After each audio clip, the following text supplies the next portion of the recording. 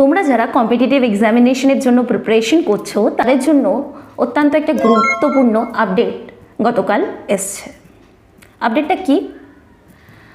6500-রও বেশি vacancy announce হতে চলেছে পঞ্চায়েতি রাজ দপ্তর থেকে।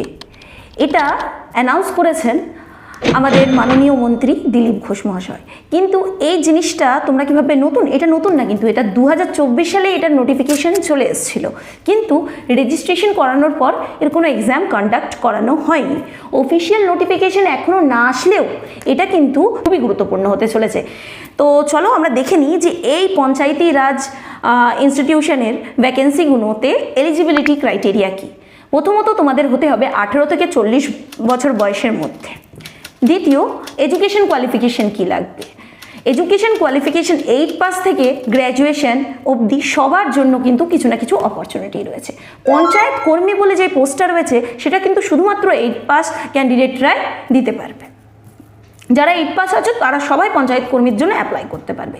এবার পঞ্চায়েত সহায়কের জন্য ন্যূনতম এলিজিবিলিটি কোয়ালিফিকেশন হচ্ছে তোমার মাধ্যমিক পাস, তার সাথে 50% নাম্বার কিন্তু প্রয়োজনীয়।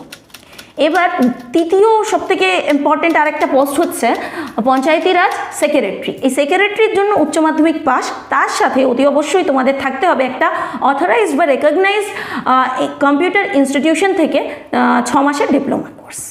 এবার আমরা এলিজিবিলিটি ক্রাইটেরিয়া বুঝে নিলাম। এবার আমরা কোয়েশ্চেনের প্যাটার্নটা বুঝি। কোয়েশ্চেনের প্যাটার্ন মোটামুটি 18টারও বেশি পোস্ট রয়েছে।